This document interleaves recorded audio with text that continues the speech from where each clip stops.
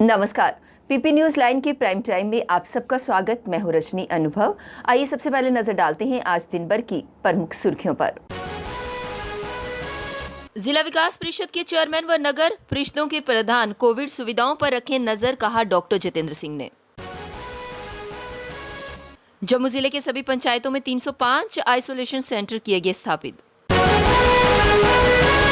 31 जुलाई तक जारी लॉकडाउन की नई गाइडलाइंस आज से लागू। और ब्लैक फंगस को जम्मू कश्मीर में घोषित किया गया महामारी। अब समाचार विस्तार से। पहले एक नजर आज के मुद्दे पर।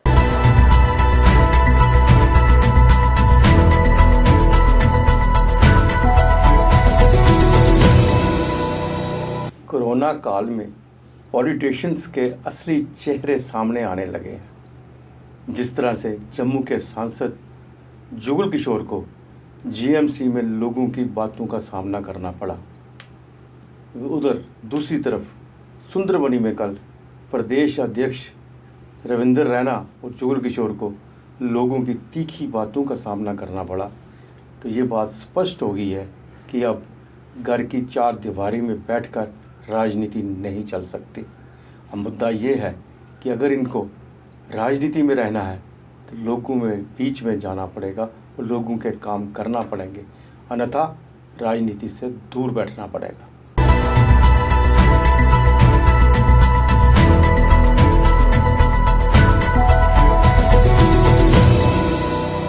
प्रधानमंत्री कार्यालय के राज्य मंत्री डॉक्टर जितेंद्र सिंह ने कहा कि जिला विकास परिषद के चेयरमैन व नगर परिषदों के प्रधान कोरोना संक्रमण से निपटने में जिम्मेदार भूमिका निभाते हुए अपने इलाकों में जुटाई जा रही कोविड-19 सुविधाओं पर पूरी नजर रखें। डॉक्टर जितेंद्र सिंह ने ऐसा संसदीय क्षेत्र उधमपुर डोडा क्षेत्र के जनप्रतिनिधियों से वीडियो कॉन्फ्रेंसिंग में बैठक के दौरान कहा। उन्होंने कहा कि ग्रामीणों के प्रतिनिधियों के कंधों पर इस समय एक अहम जिम्मेवारी है। ऐसे में वे निरंतर डिप्टी कमिश्नरों व स्वास्थ्य विभाग के अधिकारियों से समन्वय बनाकर कोरोना की रोकथाम संबंधी बुनियादी ढांचे को मजबूत बनाएं। प्रशासन को अपने अपने इलाकों में वेंटिलेटर, ऑक्सीजन कंसंट्रेटर की जरूरतों के बारे में उन्हें जानकारी दी जाए। उपराज्यपाल मनोज सिन्हा ने उच्च स्तरीय बैठक में जम्मू कश्मीर में लागू की जा रही विभिन्न कल्याणकारी योजनाओं की समीक्षा की और कोरोना की चुनौतियों के बीच लोगों को दी जा रही राहत पर विस्तार से जानकारी हासिल की। उपराज्यपाल ने हाल ही में कोरोना से उपजे हालात के बीच राहत देने के कई कदम उठाए जाने की घोषणा की थी। बैठक में उपराज्यपाल ने कहा कि ये सभी अधिकारियों की संयुक्त जिम्मेदारी है कि ये सुनिश्चित बनाया जाए कि कोई भी भूखा ना रहे। आप लोगों को हर नागरिक तक अपनी पहुंच बनानी है। मिड डे मील योजना के तहत राशन वितरित करने, पूरक पोषण का भी जायजा लिया गया। उन्होंने दिहाड़ीदारों, बाहरी राज्यों के श्रमिकों की समस्याओं का समाधान करने पर जोर देते हुए कहा कि कोरोना का असर लोगों की जिंदगी पर पड़ा है। अगर जरूरत है तो संवेदनशील जनसंख्या, श्रमिक महिलाओं, बच्चों, छोटे व्यापारियों, किसानों, वरिष्ठ नागरिकों को सहायता देने के लिए विशेष कदम उठाए जाने चाहिए। जम्मू जिले के सभी 305 पंचायतों में आइसोलेशन सेंटर स्थापित कर दिए गए हैं, जिसमें 20,000 से अधिक 18 से 45 साल की आयु के लोगों का टीकाकरण कर दिया गया है। वहीं सरवाल अस्पताल जम्मू को गैर कोरोना स्वास्थ्य सुविधाओं के लिए रखा गया है। इसकी जानकारी जम्मू के डिप्टी कमिश्नर अंशुल गर्ग ने दी। पत्रकारों से बात करते हुए उन्होंने कहा कि वैक्सीन की सप्लाई होते ही अधिक वैक्सीनेशन सेंटर जिले में स्थापित किए जाएंगे। जम्मू जिला की सभी 305 पंचायतों में 5 बेड के आइसोलेशन सेंटर स्थापित कर दिए गए हैं। कोरोना की रोकथाम के लिए लगाई गई पाबंदियों पर जोर देते हुए उन्होंने कहा कि कोरोना की चेन तोड़ने के लिए ये बहुत जरूरी है। एसएमजीएस अस्पताल के बाल रोग विभाग में प्रोफेसर डॉक्टर संजीव डिंगरा का कहना है कि बच्चों में संक्रमण फैलने की आशंका रहती है। उन्होंने कहा कि पहले की कोरोना लहर में संक्रमण में कई लोगों में लक्षण नजर नहीं आए, लेकिन अगली लहर और खतरनाक हो सकती है। जैसे जैसे और लोग संक्रमित होंगे, बच्चों में संक्रमण का खतरा और बढ़ जाएगा। बच्चों को संक्रमण की बचाने की जिम्मेदारी घर के बड़ों पर है।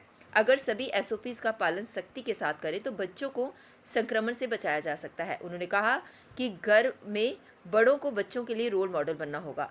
बच्चों को ये सिखाना होगा कि किस प्रकार से मास्क पहनना है और शारीरिक दूरी बनाए रखनी है। जब तक बच्चों के लिए वैक्सीन नहीं आती, तब तक एसओपी का पालन करके ही बचा जा सकता है। उन्होंने कहा कि अब तो बच्चों को स्तनपान करवा रही महिलाओं को भी टीकाकरण करने की इजाज़त दे दी गई है। 31 जुलाई तक जारी लॉकडाउन की नई गाइडलाइन के मुताबिक आज यानी कि मंगलवार को किराने की दुकानें बंद रहीं। जिला प्रशासन ने रविवार को जिन नई गाइडलाइन को जारी किया था उसमें किराने की दुकानों को अब सोमवार, बुधवार और शुक्रवार को सुबह 6 बजे से लेकर 11 बजे तक खुलने की इजाज़त दी गई। इससे पहले किराने की दुकानें भी दूध, दही और सब्जी की दुकानों की तरह रोजाना खुल रही थी। जिला प्रशासन ने किराना की दुकानों को तो एक दिन छोड़ खुलने के आदेश दिए हैं, तो कुछ अन्य दुकानों को भी खुलने में छूट दे रखी है।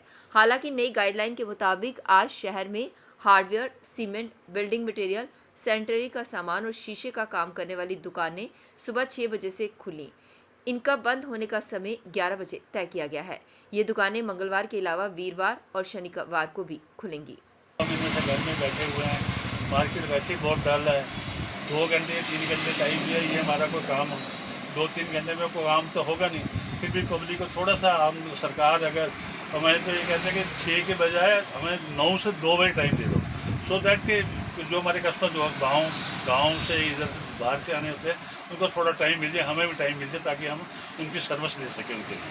बाकी गवर्नमेंट तो ज़्यादा बेटर जानती है। भाजपा प्रदेश अध्यक्ष रविंदर रैना, जम्मू पुंछ लोकसभा क्षेत्र से सांसद जुगल किशोर शर्मा और पूर्व एमएलसी विबोध गुप्ता ने सोमवार को राजौरी और पुंछ जिलों का दौरा किया। इन नेताओं ने राजौरी मेडिकल कॉलेज, सुंदरबनी उपजिला अस्पताल, नौशहरा उपजिला अस्पताल, पुंछ जिला अस्पताल और दोनों जिलों के अन्य स्वास्थ्य केंद्रों का दौरा कर कोरोना मरीजों के इलाज व उन्हें दी जा रही सुविधाओं के बारे में जानकारी ली। सुंदरबनी के क्षेत्र में लोगों के साथ साथ भाजपा कैडर ने कहा कि लोगों को भगवान भरोसे छोड़ दिया गया है। एक तरफ लोग लॉकडाउन से प्रभावित हैं और दूसरी तरफ उन्हें पुलिस व अन्य सरकारी अधिकारियों की मनमानी का सामना करना पड़ रहा है, जबकि क्षेत्रों में स्वास्थ्य सुविधाओं के नाम पर कुछ भी नहीं है। भुखे मरा दे सारी इन्हें व्यापारियों लोगों इन्हें केड़ा दोष किया इन्हें व्यापारी लोगों क्या इस वोट दिते कि सारे लोगों के खराब पर्चे लगन। सर कोरोना वास्ते पिछले बारी साड़ी दुकाना नहीं खोल दी, सारी फोन करी रखो सर, साड़ा फोन नहीं चुकया, लेकिन शाम लाल ने जिला फोन किया उन्हें असें बिल्कुल उसले नहीं चुकया, लेकिन बैक रिप्लाई उन्हें जरूर किया। उन्हें आखिया सर दसो तुम केक 2-3 बंदे जो जी हॉस्पिटल के बाहर आ जाओ, 2-3 बंदे। श्री अमरनाथ बर्फानी लंगर ऑर्गेनाइजेशन ने उपराज्यपाल मनोज सिन्हा से आग्रह किया है कि इस वर्ष की बाबा अमरनाथ यात्रा को लेकर स्थिति को स्पष्ट किया जाए। बाबा अमरनाथ की यात्रा 28 जून से शुरू करने का फैसला किया गया है। यात्रा को प्रारंभ होने में सिर्फ 1 महीने का समय रह गया है। ऐसे में स्थिति को स्पष्ट किया जाना जरूरी है। ऑर्गेनाइजेशन के प्रधान विजय ठाकुर और महासचिव राजन गुप्ता ने कहा कि किसी भी संस्था को बोर्ड से लंगर लगाने के लिए अभी तक अनुमति पत्र प्राप्त नहीं हुआ है, जबकि बोर्ड विगत वर्षों में अप्रैल माह तक अनुमति पत्र भेज दिया करता था। इसके अलावा अस्थायी रूप से रोके गए यात्रियों के पंजीकरण की प्रक्रिया को ना तो फिर से शुरू किया गया और ना ही इस संबंध में कोई घोषणा भी की गई। यात्रा शुरू होने में लगभग 1 महीने का समय रह गया है। अगर बोर्ड समय पर यात्रा से संबंधित लंगर वालों को अनुमति भेजता है तो वह अपने सभी सेवादारों की नियुक्ति कर उनका पुलिस सत्यापन करा के ये सब करेंगे। तत्पश्चात ही बोर्ड उन सेवादारों की पहचान पत्र बनाएगा जिसकी बोर्ड ने अनिवार्यता कर रखी है।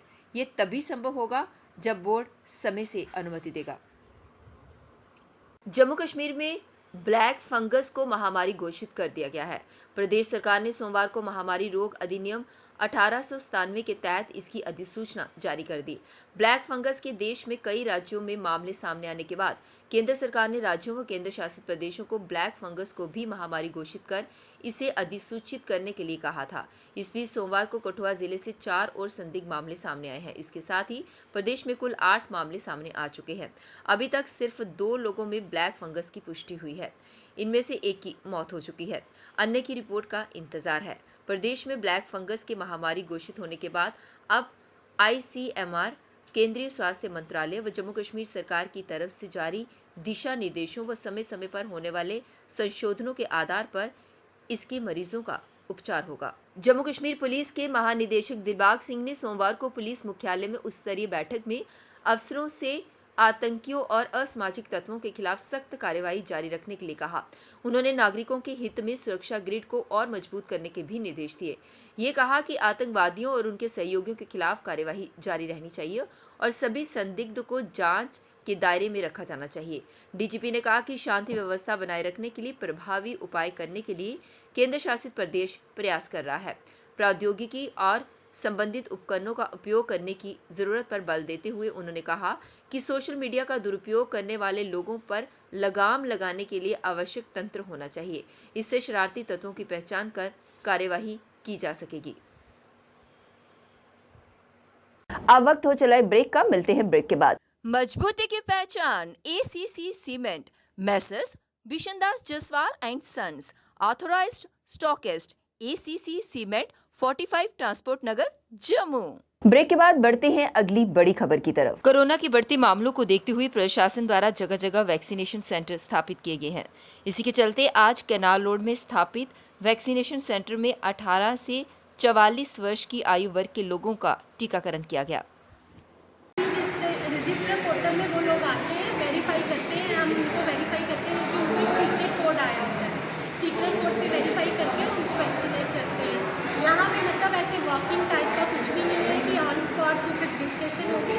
तो मैं पब्लिक से यही बोलना चाहूँगी, मेरी रिक्वेस्ट है कि आप ऐसे बच्चों बाहर नहीं आओ, क्योंकि अभी भी हमारे बीच में कोरोना है, हम लोग सेफ नहीं हैं। तो जैसे अपनी साइट रजिस्टर्ड होती है जैसे ही, वैसे आप मेरे पास आओ तो वैक्सीनेट। जीएमसी पर आरोप लगाते हुए ऑटो चालकों ने कहा कि पिछले नवंबर महीने से लेकर अभी तक उन्हें उनके काम की पेमेंट नहीं दी गई है। उनका कहना था कि एक तो महामारी और दूसरा उन्हें जीएमसी द्वारा पेमेंट नहीं दिए जाने से वे लोग काफ़ी आहत हुए हैं और मजबूर होकर आज उन्हें सड़कों पर उतरना पड़ रहा है। कहाँ से दे तनख्वाह, तेल अपनी जेब से डालना है, गाड़ी की किस्त 10,000 रुपया वो भरनी, कहाँ से भरनी है। अब 9 नवंबर से ही दिसंबर में देंगे, दिसंबर की जनवरी में देंगे, ऐसे करते करते मई भी खत्म हो गया है, अभी तक कोई हमें पेमेंट नहीं मिली है। तो आपने किससे बात की थी? ठेकेदार से की है। तो ठेकेदार क्या बोलता है? ठेकेदार यही बोलता है अगले महीने देंगे, अगले महीने देंगे, ऐसे करते करते नवंबर से आए, मई पहुँच गया, अभी तक कोई पेमेंट नहीं मिली। भाजपा के सीनियर नेता एवं पार्षद संजय कुमार बड़ू ने वार्ड नंबर 41 में भाजपा के वरिष्ठ नेता एवं पूर्व केंद्रीय मंत्री स्वर्गीय प्रोफेसर चमनलाल गुप्ता जी की श्रद्धांजलि सभा का आयोजन किया, जिसमें पार्टी के पूर्व अध्यक्ष एवं जम्मू वेस्ट के पूर्व विधायक सत शर्मा, जिला अध्यक्ष मनीष खजूरिया, पार्षद नीलम नरगोत्रा, जतिन सेठी व भाजपा के प्रमुख कार्यकर्ता उपस्थित थे। इस मौके पर श्रद्धांजलि उपरांत वार्ड के सभी सफाई कर्मचारियों में फेस मास्क एवं सैनिटाइजर वितरित किए गए।